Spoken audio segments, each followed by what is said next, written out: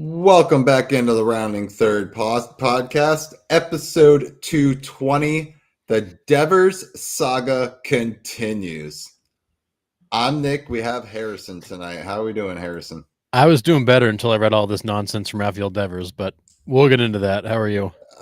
My God, it's unbelievable. Feels like I'm in high school again. But all right, we'll get into it. But before we do, make sure you follow and like us on Facebook. You can subscribe on YouTube. You can follow on Instagram, Rumble, and TikTok. You can also listen on Spotify and Apple Podcasts or wherever you get your podcasts. We also have our affiliate sponsors, Dick's Sporting Goods, MLB Shop, and Lids. You can find these links on the tops of all of our socials. So if you buy products from any of these companies, please use our links. We get a nice little kickback with no additional cost to you. So it's just a great way to support us. And thank you to everyone who has used them. We also have our Rounding Third merch at Rounding Third Baseball on Etsy. So we have t-shirts, sweatshirts, a whole bunch of stuff on there. So go ahead, buy some products, get our name out there, and also a great way to support our podcasts. All right, here we go, Harrison. Diving in.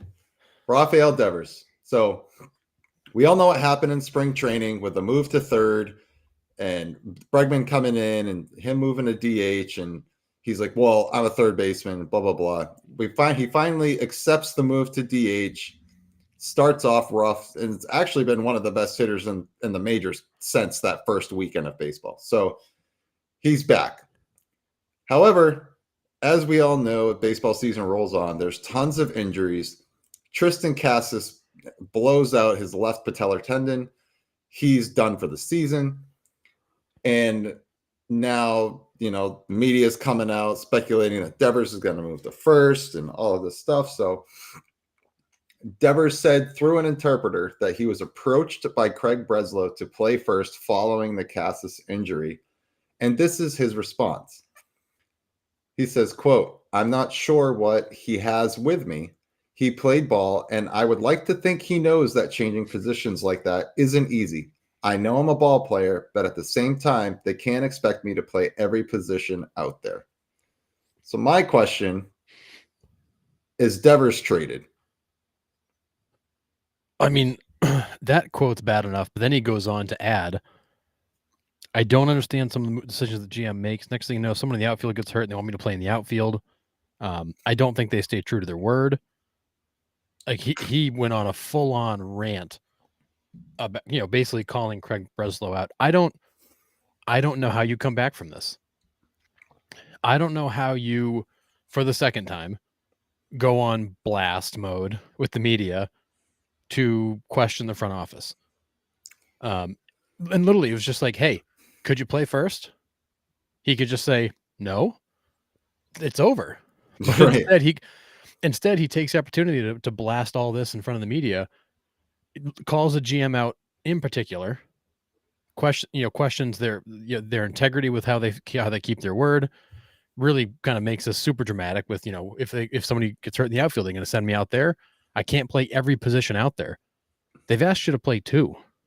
Right. And honestly, they asked you to play DH, which is not a position at all. You're just hitting.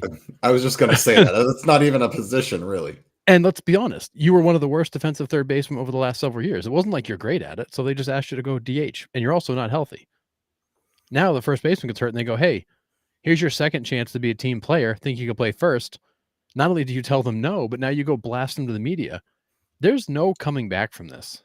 And I feel like Devers is in some sort of power struggle with the front office. We saw Alex Cora do this with Heimblum. If you cry enough, maybe they'll take some action. And I believe Devers is looking right at Breslow and saying, one of us is going, pal, me or you. But we're not going to continue this any longer. I don't see the front office firing Breslow. I think Devers is tradable. And I think it's time for this dude to go. Because I think he expects the Red Sox fans and players to get his back. And I think he's going to be rudely surprised when the fans don't back him up. Yeah. Animal Magic, I agree with you here. He's still bitter about the third base issue. Not a great team player. We were saying that at the beginning of the season. And this is just cementing our thoughts. We're like you said, it's a move to DH. It's not like we're asking you to go play center field, dude. Like all you got to do is show up at the ballpark and hit. That's all we want our $30 million a year to pay for is for your bat. Like we don't need your glove. It takes pressure off your body, really. Just go up there and hit. That's all we care about. And it could have been just as simple as Breslow bringing him into the office and be like, hey, are you comfortable with playing first base? If not, it's fine, but just let us know. I wonder if a little bit of that conversation with Breslow is lost in the translation a little bit. I don't know. Obviously, we're not there. We don't know. But it could be. And then he just goes on blast. I don't. He's talking his way out of town because the fans aren't going to be behind him.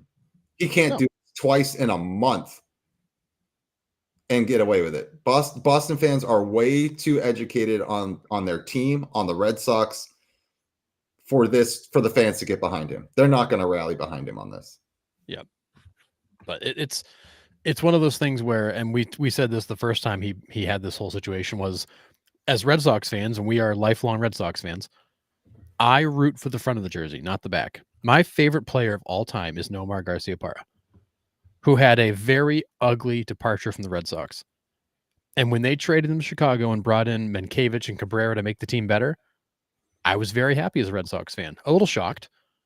And for a couple of days, I was like, this makes no sense. Then you saw the pieces come together and you thought, oh, that makes sense. And thank you.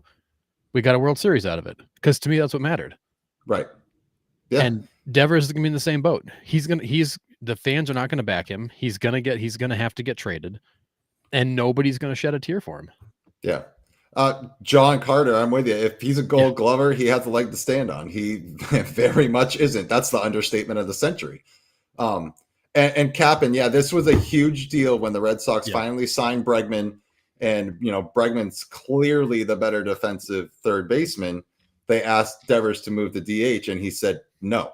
That's his whole answer. I'm a third baseman. No. So it was a big issue. And then he later kind of retracted it and was just kind of like, oh, well, yeah, I'll DH or whatever. I'll do whatever it takes for the team to win. And now that they're asking him to possibly, maybe not even start every day at first base, but just, hey, we need to give Romy a breather, or, Connor Wong's not really a full-time replacement there at first. We're looking for some stability there. Would you be able to give some stability? And then he just goes on this epic rant. Goodness. And there it is. You trade him for Tim Talla. So John sent me a message. He goes, the Red Sox should trade for Tim Talla because he'd have light Talla Palla in Boston. Love that Boston accent. I love it. But and John, thanks for sending Nick down this rabbit hole of last names too. This has been a trip. Yeah, wait till we get to that segment after we get through the news. I can't wait for it. This is it's inexcusable. The Red Sox have all the pieces. Well, I wouldn't say all the pieces. Let me retract that. They're missing a big piece in the bullpen. Pieces in the bullpen. But they have a great foundation to make a run at this. Yep. And this type of attitude is not going to get the Red Sox anywhere. They are going to finish 500, and that's that. This guy needs to go. It's time. And there will be 29 major league teams ready to grab him. Well, yeah, I think he is tradable. I do not know how you can let him keep walking into the clubhouse after he basically just dumped all over your front office. If you're the ownership group, and I'm not even sure who makes the calls there anymore because I just don't know, because most of them are not around. But if you're the ownership group, you now are at a point where somebody's got to go. If you let him stay, you basically made Craig Breslow irrelevant. Nobody's going to take him seriously. Across the league, they won't take him seriously. If you fire Breslow and let Devers win, good luck finding another GM who wants to come into that mess. Nope. And I'm not saying Breslow's done a great job. He's done a pretty good job. But you won't find another GM that really wants that job. And Devers just will know he can do it again. So you're left with the only option here is you have to move Devers. And is he tradable? Yes. Is this really destroying his trade value? Absolutely. He is absolutely hurting his trade value because nobody wants a headache. For the same reason we laugh about guys like Trevor Bauer not coming back. Well, Devers is his own kind of circus right now that nobody Yep. wants.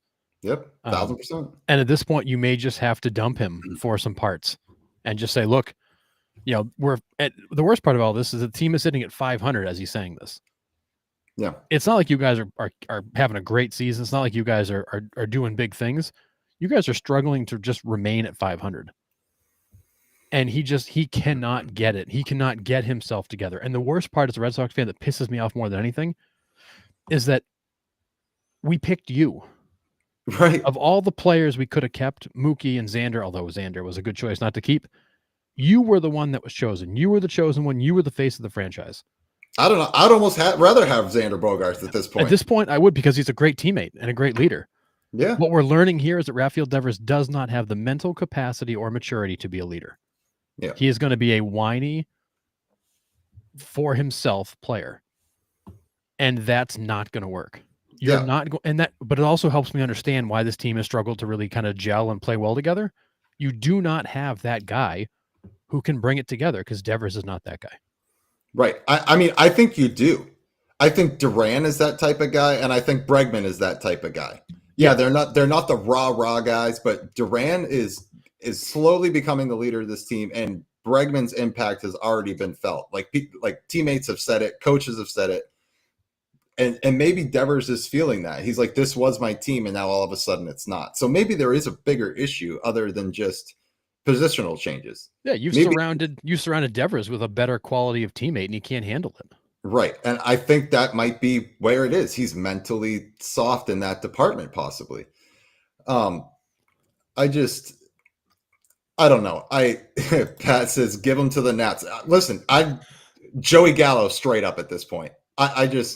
Joey Gallo in the bullpen straight up at this point. Yeah, right.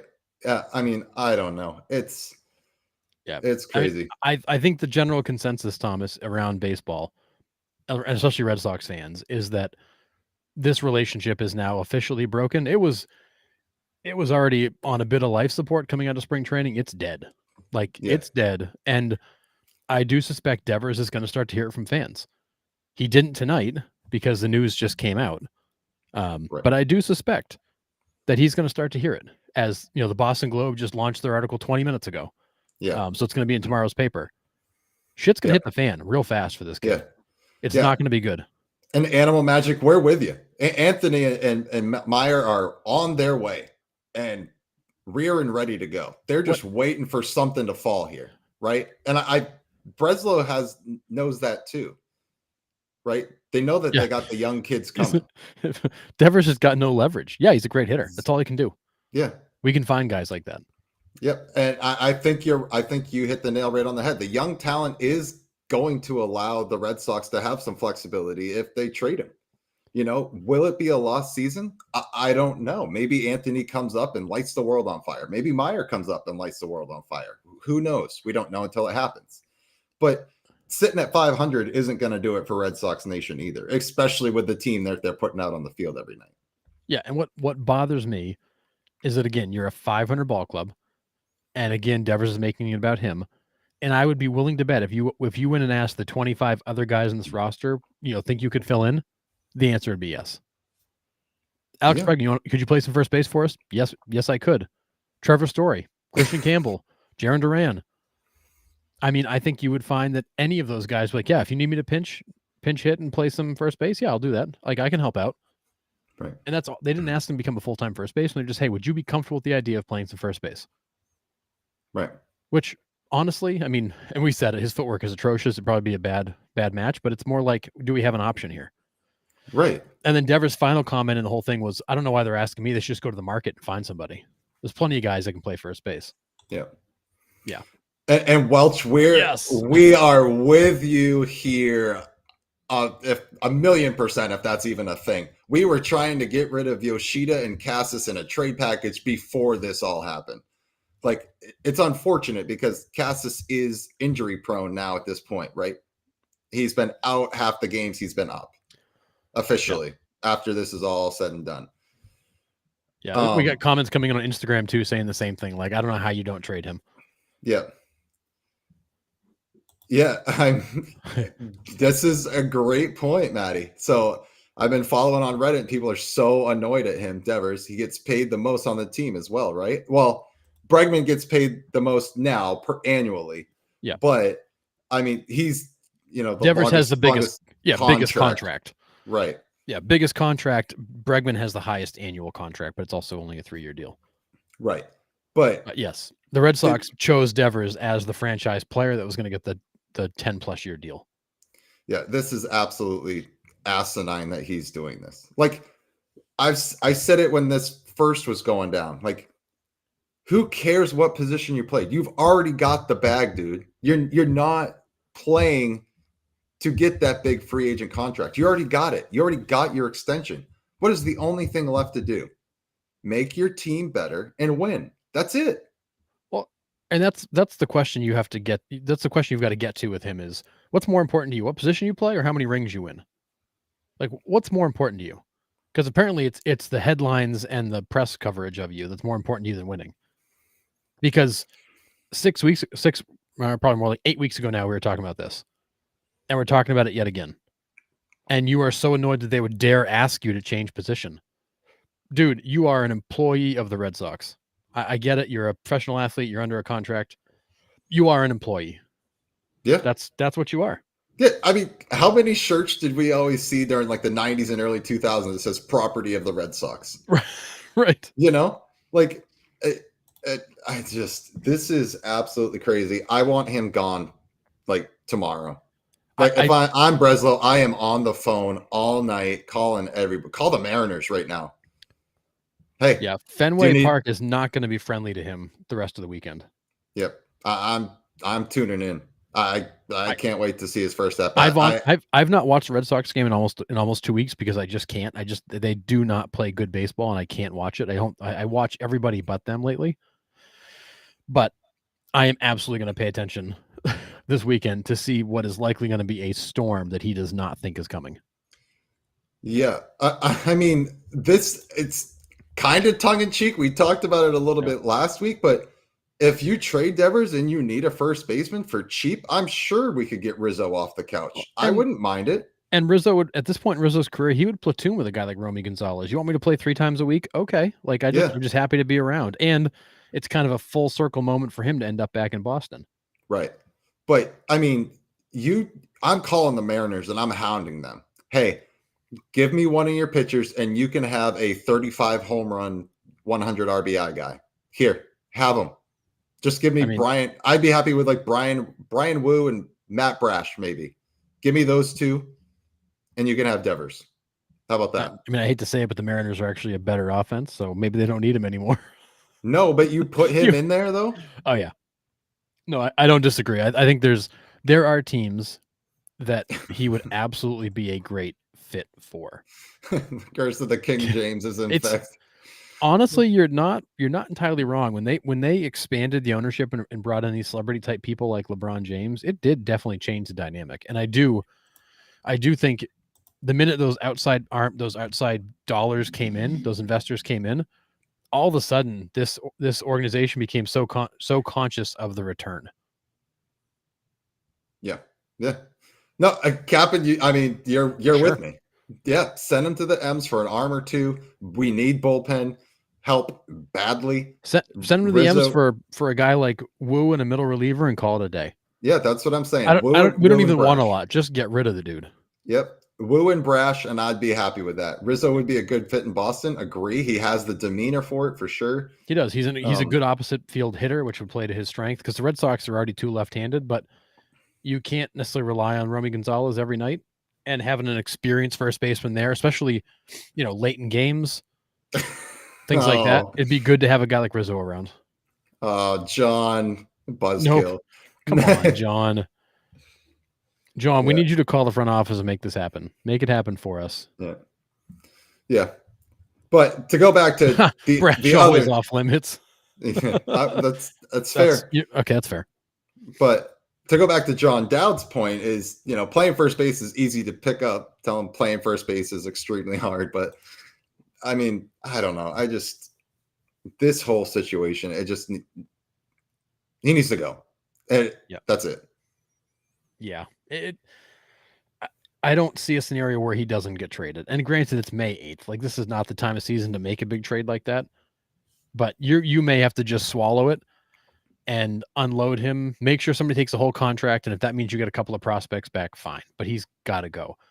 And we said maybe about 2 weeks ago, there just seemed to be something off with this Red Sox team. Like they didn't have this. Last year's team was at least like they were energetic and exciting. Yep. This year's team is like The Walking Dead. I wonder what Devers is like in the clubhouse every day. Is he an absolute just drag on this team? And I also question, and again, I'm going to show my lack of like for this guy, but is Alex Cora the same boat? Is Alex Cora also a drag on this team?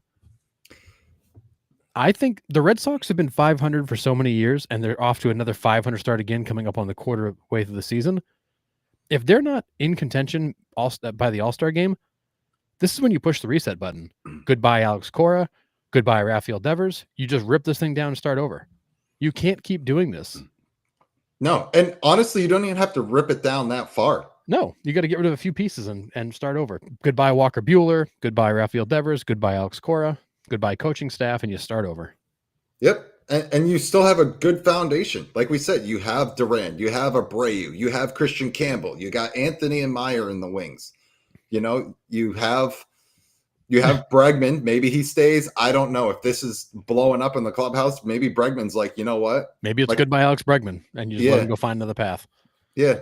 And maybe Bregman says that because he's got opt-outs. Right. So he's like, you know what? Like Boston, as much as I love hitting there, I can't deal with that. And that's a big thing. Bregman's a winner. We've always said that. Like, say what you want about the past in 2017 and all that jazz and crap. He wants to win. And he thought this was a great place to go to be in contention. And then you're just dealing with this constantly. First month and a half, 2 months. But I think you've got to look in that clubhouse and just say, okay, what's broken? The obvious answers are Devers and Cora. It's time to make a change.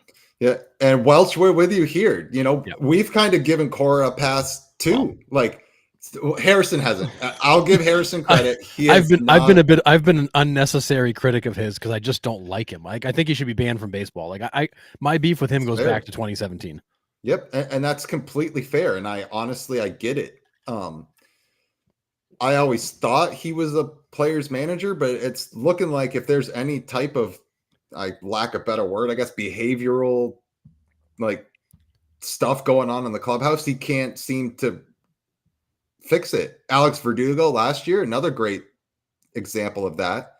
He can't manage the grumpiness, I guess. I don't know what I'm trying to say. It's like, yes, he can on-field manage a little bit. In-game management's completely different. It's really not good. No, but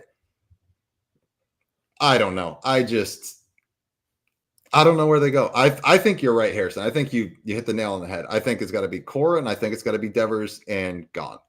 Yeah, you just got to wipe the slate clean. It's clearly not working. You brought in Crochet and Buehler, and you tried to make a bunch of things happen. This team is off to another really bad start. They don't play good baseball. They don't play good defense. Yeah. The bullpen's still a hot mess. That's not on the bullpen being bad is not on Cora. His use of the bullpen is very questionable. Yeah, fair. But you haven't been competitive since 2021. That was a fluke. You weren't good in 19. You weren't good in 20. You weren't good in 22. You weren't good in 23. You weren't good in 24. And yet, Alex Cora is still here. Yeah. Yeah, to go back to John's comment about service, like that, I mean, is what the Mariners needed at that point, right? Like service just couldn't get them over the hump. Looks like the Mariners are well on their way, knock on wood. I know Service was a manager of the year like the year or two before, right? Yeah. Welch, I would love to get Tito back, but I don't think he's leaving. I don't think he's leaving the Reds. The Reds will hold him hostage before they let him go. And honestly, I don't think Tito at this stage in his life needs the BS of Boston. No. John O'Hara, John. I am with you 1,000,000% here. Jason Varitek is my favorite player of all time. I think he would be an incredible manager. What have you got to lose? Yeah, nothing at this point. hire Tigers president Scott Harris. I don't think he's Dude, leaving the Tigers right now. They will pay that man whatever he wants with the work that he's done up there. I mean, that team is now they won. Did they win again today? Or are they winning? Yeah, 8 of their last 10, I think, that or 8 team of their is last 9 or something like that. Best offense in the American League. They're second best in baseball. They're 25-13. I mean, yeah, they're not going anywhere. He's not going anywhere. But but back to John's point about, do you give Varitek a shot? If you're gonna, Red Sox fans, and we're in that group, are beginning to lose faith that this ownership group and this front office is going to build us a winner ever again. Like, I don't have the confidence that they actually know what the hell they're doing. And the only way you fix that is to put somebody in that dugout can handle this shit. And that's Jason Varitek. You need a huge shot of confidence to this fan base, because I think generally fans are voting no confidence on Cora. They're done with Devers. You need to push the reset button, but you need to bring Red Sox fans a win. And a win would be Jason Varitek. Yep. Yeah. I don't care if he goes 0-162. I want that man in the dugout. Yep. Agree. Fully. Madden. I mean, wrong sport, but and I think we're a few years late for Madden, unfortunately. Yeah, I want Varitek in the dugout. Madden is the bench coach, and John Gruden breaking down film. And I just want to watch it all play out. Yeah, right. Yeah, Cap, and I honestly, as a Red Sox fan, it hurts my heart to say this. I've watched so many more games of the Tigers, and John, I'll admit this too, the Mariners, than I've seen of the Red Sox in the last 2 weeks. I can't watch the Red Sox play. It makes my blood boil. They play such terrible baseball. Yeah. Listen, I have been Tigers, A's, Mariners, like almost every single night. Yeah. Like, those are my 3 games I'm watching. Like, I know we have a Red Sox podcast too on the side of this, which is crazy, but like, we haven't watched a lot of them because they make us so mad. And I mean, they get a 5-run lead in the first 3 innings, and then they don't score for the rest of the game, and they end up losing 10-5. Like, it's brutal, baseball. It is gut-wrenching every night to watch this nonsense. Yeah. But yeah, all of our fans up there in the Northwest are converting us over there to Mariners fans. Like, it's crazy. But yeah, Mariners and A's series was incredible. Was epic. It was great. I don't think I missed any of it, maybe a couple of innings, but I mean, I was glued to that. Yeah. And I can honestly say Mariners A's hasn't been must-see TV in a hell of a long time. No. And say what you want about the A's, man. I am in on them. They are young. They're fun to watch. They play decent baseball. I mean, their pitching in the middle of the game's a little suspect, but that will come with time. Considering where they came from, the A's are way ahead of where they should be schedule-wise. But yeah, it's been a blast to watch those AL West teams lately. I mean, the Rangers hitting the ball again too, ever since getting Brett Boone, which we'll get to in a second. But man, Devers got to go. I think that's the last thing I have to say about that. I think his time has run out here. I think as a Red Sox fan, I think we speak for most of the fan base when we just say, we're done, Rafi. Thanks for the last few years, but we're all set. Yep. Good luck wherever you land. Yep. There's somebody that will take his spot. There will be. I mean, there's always somebody willing to date your crazy ex-girlfriend. Yep. But yeah. And actually, before we move on, Madeline brings up an interesting point. He doesn't care as much as people want him to. And I think you're right. I think there is an expectation of Red Sox fans. I said it before. They want him to be the face of the franchise and a leader. I think what we're learning is he can't be that. He doesn't want to be that. He's not built for that. And the Red Sox judge that wrong. So there's definitely a mismatch of wanting him to be the leader and him saying, I'm not going to be the leader. I'm going to show up, do my job, rake, and go home. And I just want to be left the hell alone. And that's okay. But you didn't sign him and pay him what you paid him to do that. Right. Yeah, the back half of her comment that you didn't see was like, he was laying in the dugout a few games ago as if he didn't care. The way he's been laying there was a bit much. I mean, there's so many times the camera pans to the dugout and like everybody's on the top step and he's sitting on the bench. Or in this case, laying on the bench. Or in some cases, he has back turned to the field. It's like, dude, what are you doing? Like, Yeah. are you just trying to like outwardly show you don't care? like, Yeah. like Albert Bell was for the Indians. Yes, Yeah. similar mismatch. Yep. Miami bound. Get some arms for him. Max Mayer in a heartbeat, please. That kid is a stud. Yeah. I would take him. Heck, if Sandy came with that deal, yes. But I don't know if the Marlins are willing to part with their young arms right now. They got something going on down there too. So yeah, and you don't want to bring this guy in to screw up all those young players. No, Like, absolutely no not. shot. No. And this is a contract that still has 1, 2, 3, 4, 5, 6, 7, 8. Yeah, a lot of control in that. Yeah, he's got 9 years. Yeah. There's no mites about this, Welch. It will hurt his trade stock 1,000%. It will be almost like a dump off. It will be a Carl Crawford, like somebody please take this contract off our hands, Los Angeles Dodgers. Yep. That's what it will be. I said jokingly before we come on the show, send him to Colorado. I mean, like, let him go there, hit 45 bombs in the high altitude, and just let him rot away. And win 50 games a year. If that. I mean, he might help them win a few more, but yeah, that's not good.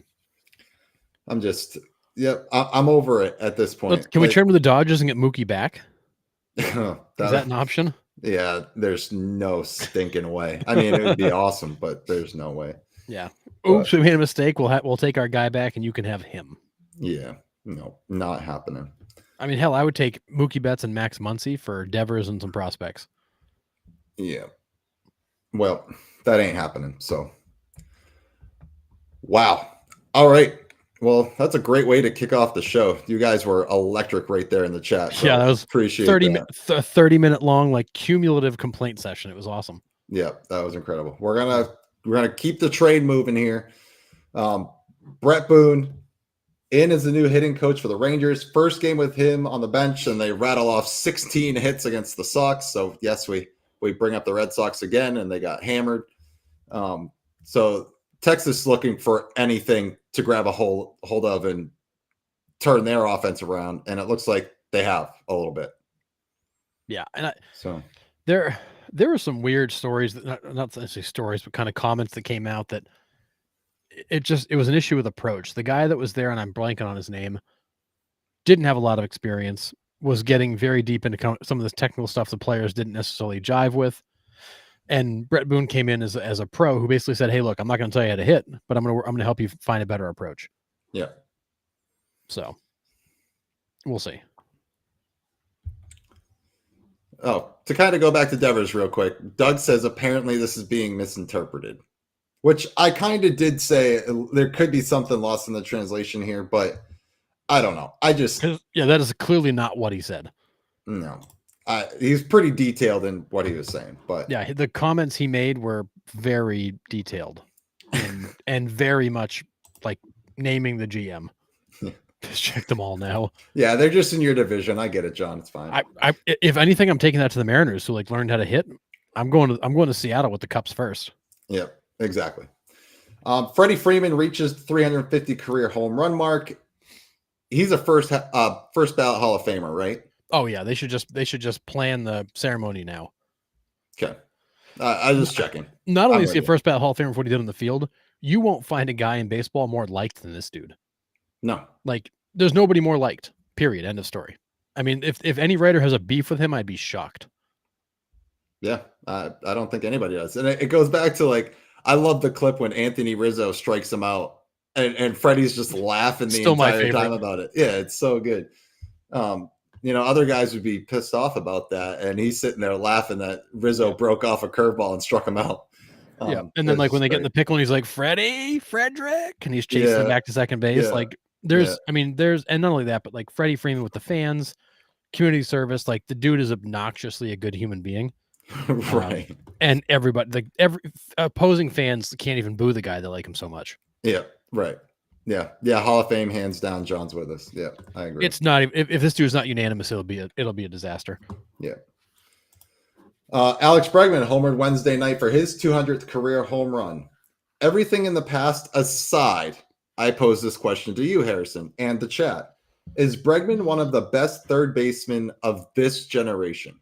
I'm talking last 10 or so years. Yeah, I think it's he and Arenado are probably 1 and 2.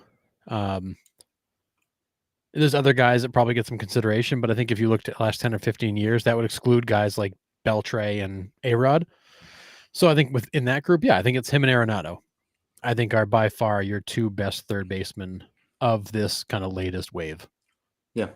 Yeah, I'm with you. I think everything he brings to the field, I said it earlier, his winning attitude, his quiet leadership, I think he brings a lot to the field and has a lot to offer to teams that he's on. So Yeah, and I'm with you. I make that comment based solely on his performance, but I think when you add on to your point, the fact that he is a winner, what he does for a team, how he helps a clubhouse. Yeah, I think he's absolutely Chapman's definitely up there, especially defensively. His bat this year has been really good. He's streaky he offensively, is. as I mean, a lot of guys are, but I would put Chapman up there for Yeah, I sure. think if you're talking the three Top best, it's 3 or probably 4. Arenado, Bregman, Chapman. Oh, I mean, yeah, Ramirez definitely consideration. So Yeah. you guys are bringing up valid points. I say Bregman's top 5 then, because I would probably put Ramirez ahead of him. I would put Arenado ahead of him. The thing is does the playoffs and the playoff success of Alex Bregman move him ahead of Jose Ramirez? They're slightly different players, so yeah, it's probably. I mean, we could argue over the top 5 forever, but it's absolutely going to be Arenado, Bregman, Chapman, Ramirez. That's 1 through 4, and you can rank them however you want. Because quite honestly, I don't care who you rank first or fourth; they're all really friggin' good. Yeah, but they're also very different players, right? And that's the hard part. Like, what do you value more? Like, I look at, Jose Ramirez doesn't have a great winning track record. Alex Bregman absolutely does. Yeah, John, I'm with you here. Third base in the early 2000s. I will not talk about Manny Machado. He doesn't exist to me. Okay. Yep. Yeah, and Bregman had a massive black eye. It does. I get that too. I really do. I understand that. And that could knock him out for a lot of people. And I think it does. And that's completely fair. And that's your opinion. That's what I love about this game is we all have different opinions and we view it differently. That's what makes this game so special. But yeah, I mean, it's hard to say what he brings on the field day in and day out. It's hard to not put him up there.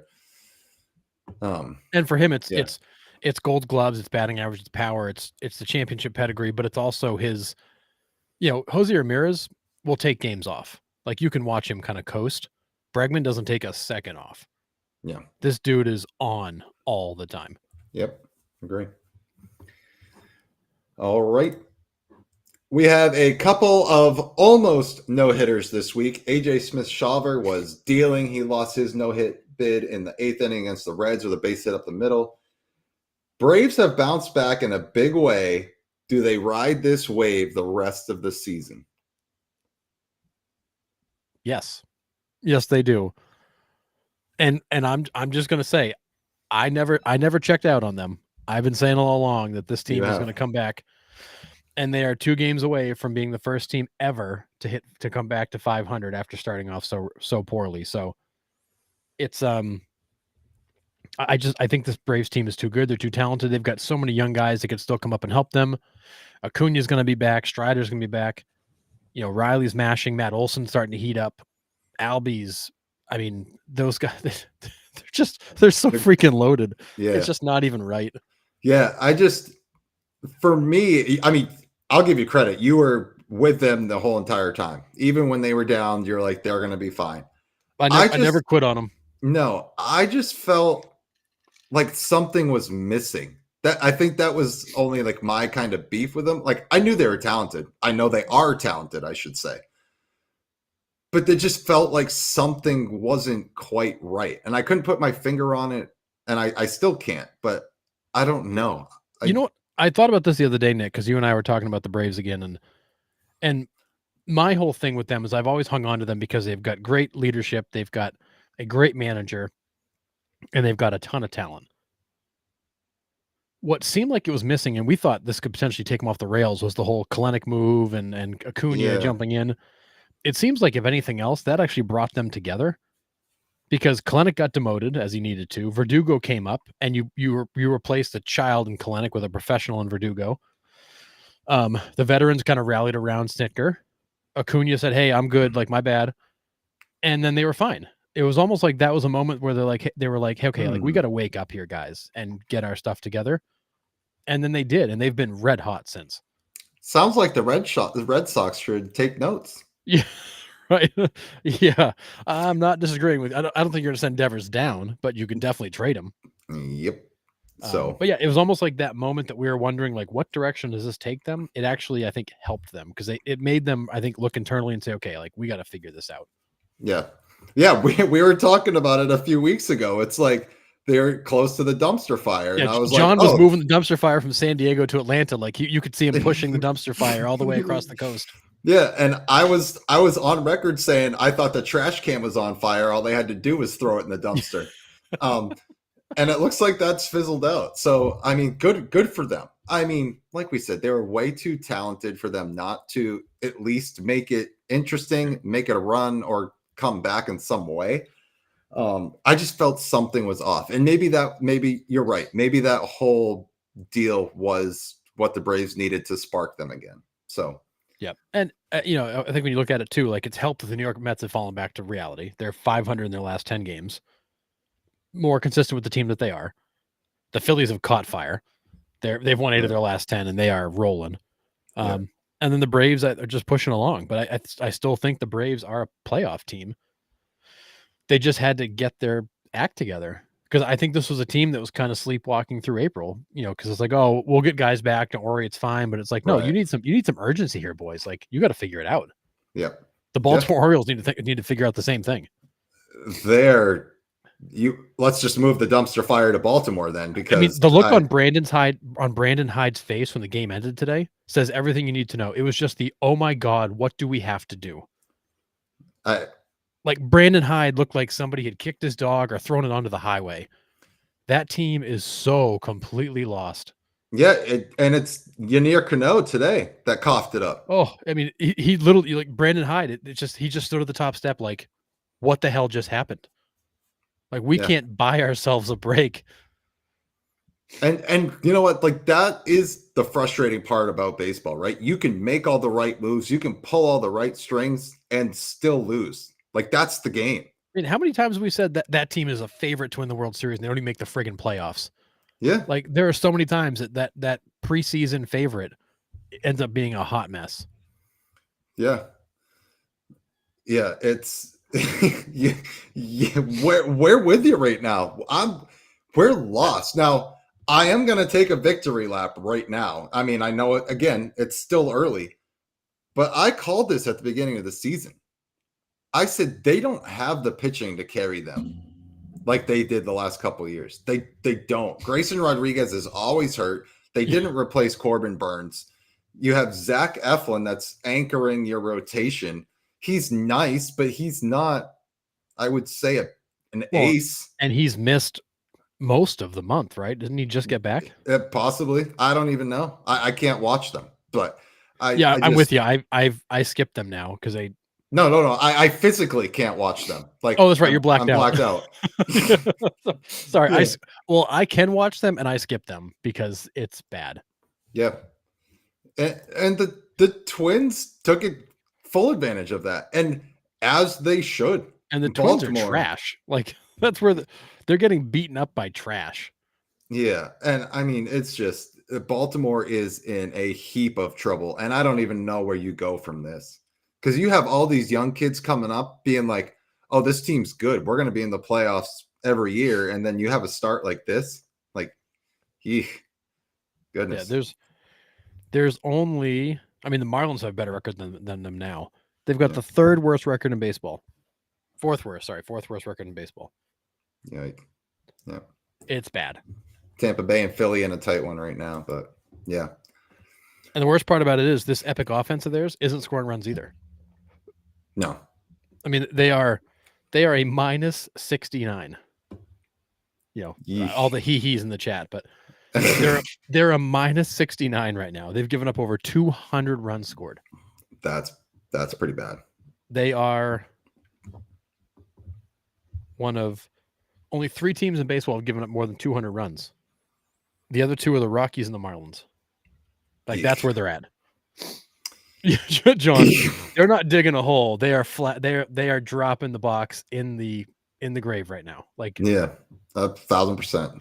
It's they bad. are going the wrong way, and there's no help coming. And they've already said like payroll wise, we're maxed out. Like we got nothing more to give. Yep. Yeah, they were banking a lot on these young kids, and they're just not quite ready for it. But Jackson Holiday had a big day the other day, and nobody else hit, so it wasn't enough. I mean, it's right. It's frustrating because that team, and I had taken my expectations of them down a little bit. Like I thought they were a team that would still be in the hunt, but they were definitely going to have to fight. And I was way off. I way overrated what they could actually do. Yeah. Because they're not hitting, they're not pitching. I mean, they're catching the ball mostly, but they are bad in all phases. And I don't understand why. This is the same lineup as last year for the most part, minus Santander. That's a big hole to fill. I don't care if you filled it with Tyler O'Neill. But you got Tyler O'Neill, who's played like 9 games because he just got off the IL again. I mean, they did exactly what we said you can't do. You backfilled him with guys that are huge question marks. Mm-hmm. And it's terrible. Yeah, I mean, it is a tough decision, tough division competition-wise. Yeah. Like, I get that as well, but they're not even going out of the division and winning games. They can't beat the Twins and Angels. Like, this is where we're at. Yeah, it's not good. not good. Again, you need to beat the teams you're supposed to beat, and they can't even do that. Just like the Red Sox can't do it, but the Orioles are even worse at it. Yeah. And I will say the Orioles have played a much harder schedule than most of the teams around them. But still, give them 4 games back, they're still way the hell back. Yeah. Yep. All right. Dylan Cease loses his no-hit bid in the 7th inning Wednesday night against the Yankees and then exits the game with right forearm cramps. Again, all jokes in the chat. Yeah, enter the hee-hees in the chat, boys. Yeah. And then the Yankees, the freaking goddamn Yankees, still found a way to win that game. You get no hit for 7 innings and they win in 10. Yep. Like, God, I mean, we'll get to the Yankees in a little bit, but so we had almost 2 no-hitters this week so far. When Dylan Cease is on, man, he's one of the best pitchers in baseball. He's unhittable. If that slider's going, forget it. It's no chance. Well, and you get to watch like him and Michael King go back to back, and they both throw these friggin' frisbee discs, and it's just so frustrating. Yeah. It's got to be so frustrating as a hitter to know you're going to get that for the whole night, and you can't do a damn thing about it. Just comes like right at your front hip and then ends up like 12 feet outside or 12 inches outside. It's like no shot. Was it Severino that threw like the 24-inch sweeper the other day? Yeah. What these guys throw is just, it should be illegal. A wiffle ball. It's insane. It really is. I mean, I'm not sure I had a wiffle ball break that much. Oh, no. All right. Hunter Green exited his start early with a groin injury. Where do we stand on the Reds at this moment, Harrison? I mean, a 500 team. I think they're about where we thought they'd be. Kind of fighting to remain relevant in the race. I don't think they're quite there. I know you're a little higher on them than I was in the predictions. We knew it was coming, Nick. There it is. Yep, love it. We knew we were going to get comments like that in the chat. I love it. And Captain doesn't disappoint. Somebody had to do it. So yeah. Thank you. We'll leave it up to the unofficial official moderator to bring it up. Yeah, great. Our spokesperson's out there dropping these comments. Perfect. Love it. So, anyways, you were a little bit higher on the Reds than I was, and I do think they've got that upside potential. I do think this is a team that can get really hot and run. But I think they are, as Dennis Green once said, they are who we thought they were. This is a 500 ball club. They're scrappy. They're going to play really good one night, really terrible the next. They're young. They're inconsistent, but they're fun. Yeah. Like I do find myself watching a fair amount of Reds games because they are fun. They are a lot of energy. They are frustrating as hell because they make just some of the dumbest plays you'll ever see.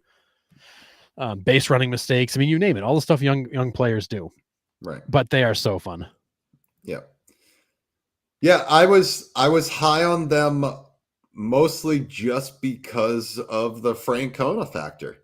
Like I knew they're young, I know they're inexperienced, and it's still, again, it's still early-ish.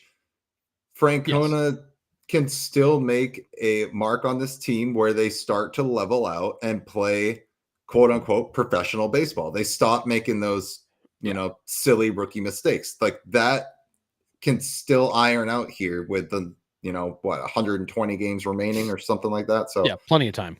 Yeah. So I think they'll be all right, but I'm with you. I think they are where we pretty much thought they'd be. So yeah, I think they are who we thought they were. I do think they still have some upside potential. They have to be able to put it together, for 2, 3, 4 nights in a row. And that's been the struggle. And that's the struggle of a young team, is being able to consistently play at that level. Yep. Yeah. Everybody in the chat is with me right here. Reds have a great leader. They have a bright future. Trust the process with Tito. Yep. So and we're all I'm a gigantic Tito Francona fan. Yeah. I mean, one of my favorite managers ever. Yeah. And I think he's the right guy, but it's been 6 weeks. You got to give the guy some time. Yep. Exactly. And give the players some time. Most of these guys aren't even 25 years old yet. You got look at a lot of runway here. Yeah. And 2025 is probably not their year, but 2026 and 2027, yeah, look out. Yeah. And I so bad want these teams that have been at the bottom to be relevant again. I want the Reds in the playoffs. I would like to see the Pirates at some point be in the playoffs. Like these teams that have been wretched. Did you actually just say the Pirates? I did. I know were that you joking? Well, no, I said I would like to see them in the playoffs. Gotcha. You'd like to, not that you think there's actually any hope in hell that they do that. Okay.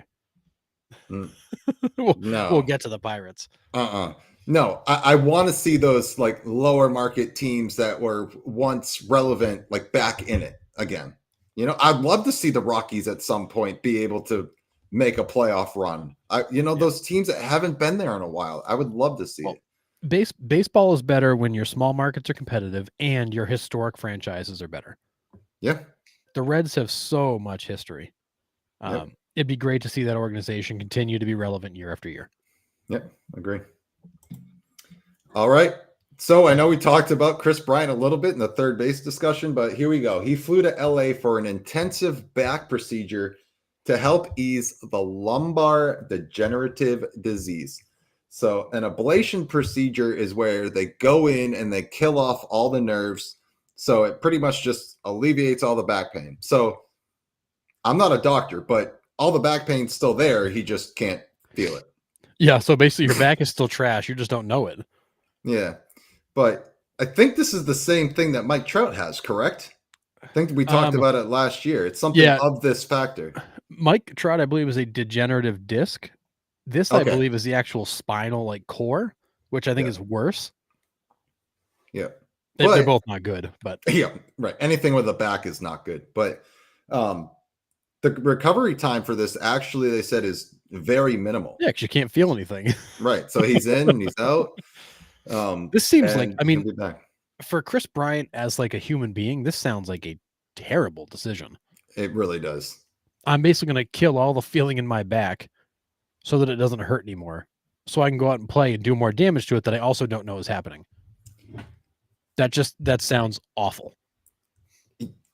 Yeah. What are the long-term effects of that? They can't be good. I mean, they really, because now you're just doing damage you don't even know you're doing. Yeah.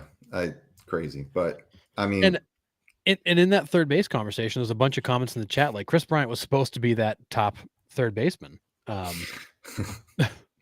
I'm no doctor, but I did stay in at Holiday Inn Express last night. I mean, I have been called Dr. Feelgood before, but anywho. But there was a point in time where Chris Bryant was going to be that marquee third baseman. Yes. And then he got to Colorado and just everything fell apart for him. Injury, inconsistent play, blah, blah, blah, you name it. Yeah. And I can appreciate the fact that he's kind of going to extreme measures to try to get back and play. But I go back to what I said a month ago. At what point do you just say, I can't do it, and it's not worth what I'm putting my body through, and I'm just going to retire? Like, why not just wave the white flag? and go live your life. Like, you've got nothing left to prove. You've got a ring. You had a great 5-year run, which most players never get to experience. Just call it good. Yeah. Then it's a guaranteed contract, so you're still going to collect that paycheck, buddy. Yeah. Yeah. It's tough to read these headlines about Chris Bryant, because as much as I can appreciate the fact that he wants to get back and play, as a human being, this sounds like a terrible decision. Yeah. And one that he's going to look, Captain, what's the long-term effects of this? At what point is this dude wheelchair bound? Like, what quality of life are you willing to give up to play another couple seasons? I love baseball, but it ain't worth it. It ain't worth it to completely ruin my life to play a few more games. Yeah. Yep. Brutal. But again, a huge what if story. Yep. With you. All right. Derek Shelton relieved from his duties as the manager of the Buccos. What even are the Pittsburgh Pirates, Harrison? So I sent you the message earlier today going, hey, the Pirates fired Shelton. Your response was like, well, yeah, duh, that makes sense. And I'm like, but I'm like, where in his job description did it say you need to be a wizard? Like, you gave this guy a bullshit roster and expected what from it? I mean, you gave this guy nothing to work with, and you're mad that he produced nothing. Okay, like, you got exactly what you paid for. I mean, I don't know what they're expecting from this man. I mean, just think about that Pirates roster for a second. Brian Reynolds, bad contract. Brian Hayes, complete disaster, disappeared. Paul Skeens, the real deal. Is there anybody else on that roster who's even relevant anymore? O'Neal Cruz. I mean, he's the worst defensive player in all of baseball. Well, yeah, that's why they moved him to the center. Right. And he's the worst defensive player in center. He's like minus 11 defensive runs saved. You've given this guy a big bag of crap and expected him to cook you a gourmet meal. It ain't going to happen. Yeah. You've made bad decisions, poor development of players, bad contracts, and then you've topped that off by not signing friggin' anybody relevant for a decade. No multi-year contract since 2016 is mind-numbing. That is mind-numbing. Can you fire the owner? Is that an option? Like, can the fans petition to fire the owner? What if I'm a GM? Like, what do I do? The owner comes in and be like, "Yeah, I only 1-year contracts, please." Like, how does that conversation with your GM even work? Like, don't give anybody a multi-year deal. Well, in free agency, because they have given out multi-year deals with the players already on the team. Yeah, and they didn't work out. They tried to protect homegrown talent, and it hasn't worked out. And nothing hurts me more as a Red Sox fan to watch Ben Cherington, take all the blame for this today. Ben Cherington is a very good baseball guy. Yeah. He's built a good minor league system for them. He's built as good a major league roster as he can. He's got a checkbook that when he opens it, moths fly out. Right. Like, the dude's got no money to spend. Yeah. You're expecting a major league roster on a single A budget. And honestly, for what Cherington has, I applaud him. He's done a great job. This isn't his fault. No. Cherington should have basically handed his resignation and then blasted Nutting at a press conference. Mm-hmm. Yeah, he's the type of GM that'd be like, "Hey, Nutting, do you have like $5 I can use? Like, there's a player I want." And he's like, "Nope, I need the $5." Like, he's that cheap. I have to imagine, like, when Ben Cherington wants a water in the office, he's going to walk down the street and buy it himself, because there's probably like no water running in the office for these guys to even drink. Like, I don't know why the Pittsburgh Pirates are still even in existence. If this was the soccer leagues, they would have been demoted forever ago. Yeah. This organization is an absolute dumpster fire. There you go, John. There's your dumpster fire. And there's no hope, because Ben Cherington needs to pull a rabbit out of his hat every freaking year. And you just can't do it. And Ben Cherington is a really good baseball guy who deserves better than this. Derek Shelton, all reports are great manager. Players loved him. Good in-game decision. He got the most out that he could out of that team. He deserves better than this. The fans deserve better than this. This is such crap. Yeah. They have, they rated the best ballpark in MLB, the prettiest place to play. Like, they have the facilities. They just don't invest in their team. It's God dang, man. It's brutal. This is one of my favorite sayings about you can only polish. Yeah. It's true. I mean, you can put a tuxedo and a top hat on a turd, but it's still a turd. Like, you can't hide what it actually is. Yeah. That's like Yeah. remember in the old cartoons when Pepe Le Pew would like try to cover up his stink with perfume and like they quickly realized that he was still a skunk. That is Yeah. Bob Nutting in the Pirates. Yeah. And I mean, 2015 was their last playoff appearance. You know, when like McCutcheon was first coming up and Yep. like that was their last time. Like I honestly thought it was sooner than that. I thought it was 17 or 18, but nope. 2015 they lost in the NL wild card was their last trip to the postseason. Yeah. But again, this is another team that I would like to see in the playoffs again at some point. I want them so bad to be relevant. You know, you have Paul Skeens there. He's going to end up like Garrett Cole and I'm blanking on all the pitchers. Tyler Glass now. They had a whole staff of studs that they didn't build around then, and they're going to do the same thing with Skeens. They've got a World Series winning lineup all across the league that they couldn't keep. Yeah. The A's of the National League. They are. They're just the feeder. And how long till Skeens is gone? Like, you know, he's not signing there. They're not going to pay him. No, absolutely not. No shot. Yeah, John. Yeah, they are. And all, you know, you signed those contracts. Brian Reynolds, not panned out. Brian Hayes, did he forget to hit? Like, has he forgotten how to do it? This was a guy who came up and was really quite impressive his first couple of seasons, and now he's just a disaster. Oh yeah, Tyon, Musgrove. Those were the other two for sure, yeah. John. Nice job. Good piggyback there. I knew there was a couple more, but Tyon and Musgrove definitely. Yeah, I mean, brutal. It's a disaster. And here you are, 2025, 10 years later from your last playoff appearance, and who's still in your lineup? Andrew McCutcheon. Yeah. On just a series of 1-year deals. And I'm with you, Captain. Give me all their uniforms. I'm with you there for sure. And this is such a historic franchise with so much pride. Mm-hmm. And that is a hard-working city that expects you to do the same for them. I don't know how these fans have not mutinied this team.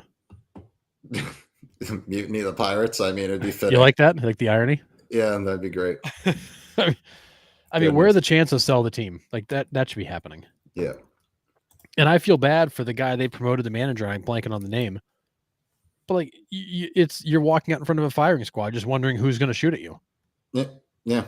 You know the outcome. You're going to get shot dead. Oh, he's probably already been shot 3 times. Let's be honest. Like you know, you're going to get shot dead. You're going to get fired. You're just not sure when or how.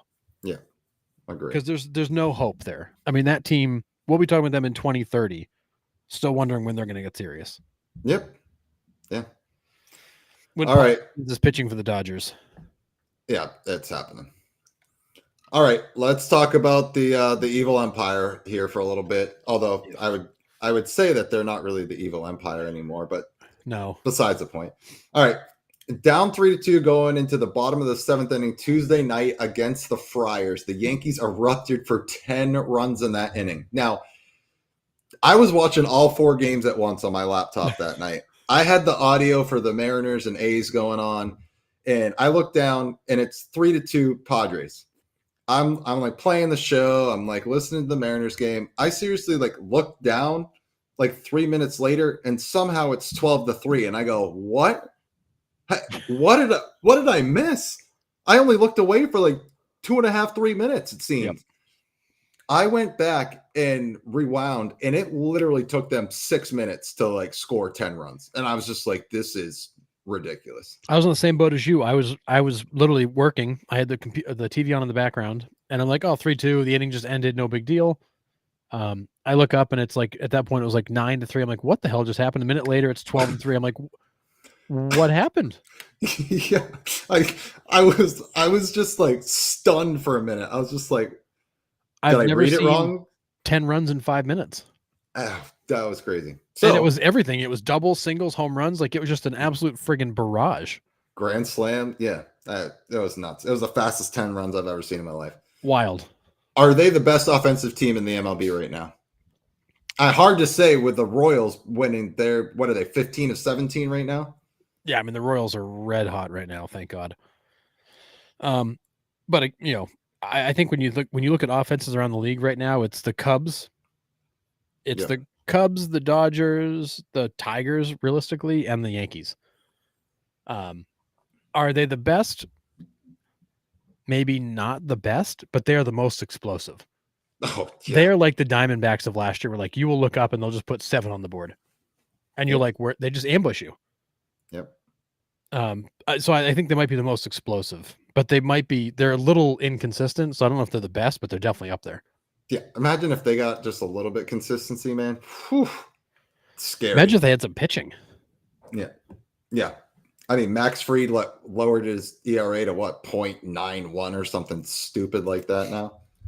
You need a magnifying glass to read his ERA, but and this is a team that, I mean, and they, as bad as they've pitched, Sorry, 1.05 ERA is what he's at right now. Yeah, whatever. I mean, that's fine. If you're into low ERAs, that's cool. Yeah. And they've, you talk about how badly they've pitched. I mean, they're in the middle of the pack, but they've had some real like blow up games. But like if that team was healthy, if you had Heel and Cole in that rotation right now, I think we were right. That team is probably sitting at like 31-6 right now. Yep. Like they're probably just eviscerating teams. Yep. I agree. That they were definitely the best team in the American League by a lot before those guys got hurt. And then we kind of faded them to the top 2 or 3. I think they're probably still the best. Yeah. And other than the Tigers, I don't see anybody that can knock them off. I said that on Sunday. Nope. I thought the Red Sox would be better. They're not. I thought that the Orioles would be better. They're not. I think the Royals, Guardians, and Tigers are going to beat the crap at each other in the Central. I think we called that one perfectly. Mariners and Royals are starting to make some noise to possibly get up to the upper echelon of the AL. So, I mean, we'll see. There's a ton of baseball still left. Yep. So, and the Astros and Rangers are struggling to get it going. So, I think it's still the Yankees. Yep. Which hurts to say. Yep. All right. Giancarlo Stanton took on-field batting practice as he works his way through progressions to get back. Expected as soon as later this month after minor league rehab. So he'll go through some minor league rehab. He did release a quote saying that he's going to be dealing with this for the rest of his career. So it's not going to get better. I'm just going to play through it. So he's going to take a little bit more rest. He's going to go through some minor league rehab, and then you add his bat to that lineup. I don't care if his both elbows are bad. He's still going to hit 500-foot tanks. So yeah, I read this as he's going to come back. He's probably going to be a part-time player.